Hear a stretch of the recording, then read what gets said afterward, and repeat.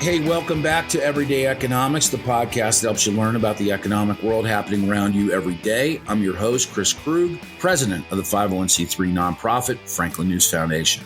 Everyday Economics is a production of America's Talking Network. You can check out all of our great podcasts at americastalking.com.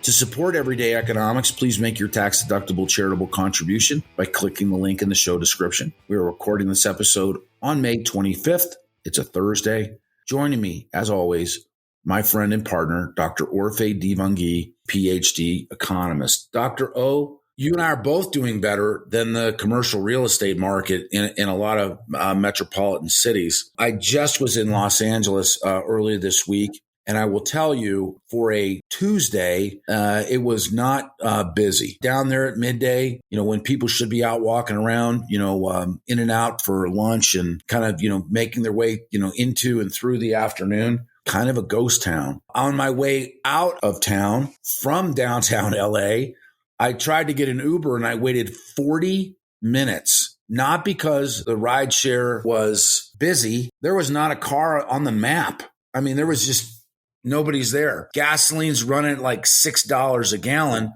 in California or more, depending on where you buy it. But the bigger issue is that there just aren't that many people in downtown LA anymore, because the occupancy rate of these buildings has dropped so much that they have not really recovered from remote work.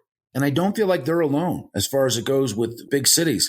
As I travel and make my way around the country, I see a lot of, frankly, closed stores, empty storefronts, businesses that are open, but there's not a lot of people walking in and out of them. And in general, the cities are kind of cleared out. Totally. I mean, you hit, and it really depends, though. It depends on the types of industries in those cities, right? So if you've been in, interest rate sensitive tech sector, for example, right, housing, you're feeling it, and so you have a combination of kind of COVID, the fact that people moved away from the office. And then you also have the cyclical factors, right? The fact that the Fed's been raising rates, that, inflation's high, Fed's raising rates, interest rates across the board are higher. You have those cyclical factors that are causing, less demand to cause a little bit of tightening in the commercial real estate space. But I think that some of the concerns, I think they're justified, but some of them might be a little overblown. I mean, but, Bloomberg just reported this week that in LA specifically, that commercial real estate and office executive space, what we would consider to be like traditional office space, high-rise buildings and things like that, it's down 30%. And that we have seen this over time. Experian, going back into the third quarter of 2022 had reported, that leasing had declined substantially then. Totally. I mean, the vacancy rate for office building rose to a record high 18% at the end of last year of 2022.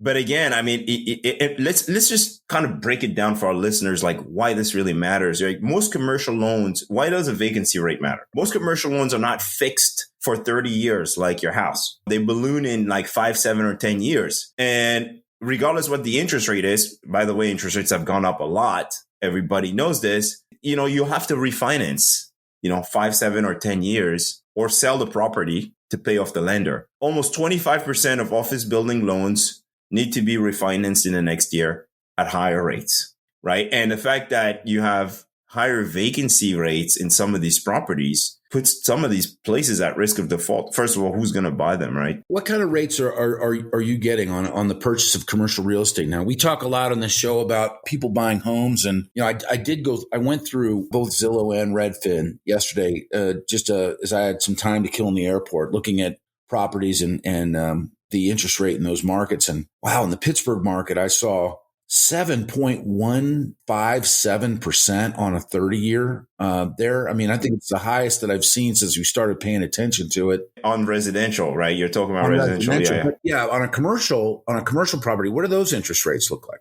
I'm not sure. I mean, they range vastly from 6% to 18%, right? 19%. So they range quite a bit for commercial real estate.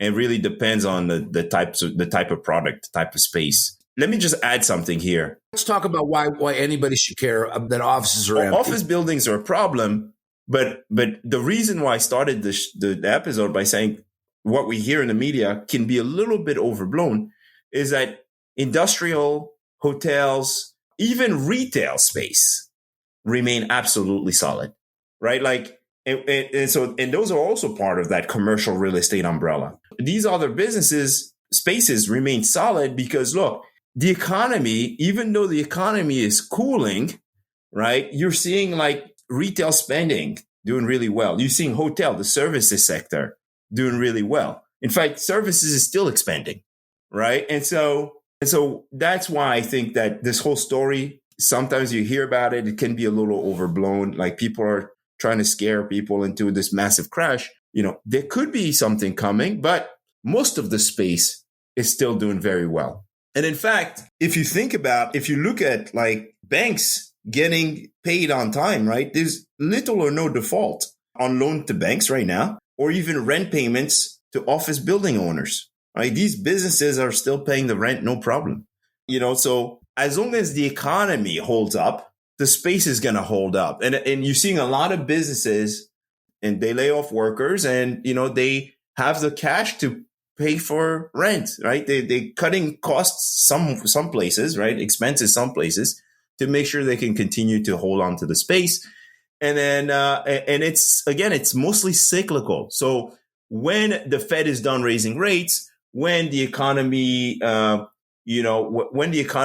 if we get a soft landing, right, and the economy starts to rebound because inflation's back at a level that's sustainable with long-term economic growth, I expect to see some of these buildings repopulating slowly, maybe not at the levels that they were at before COVID, because we've switched to kind of a hybrid work environment, but I expect vacancy rates to decline somewhat.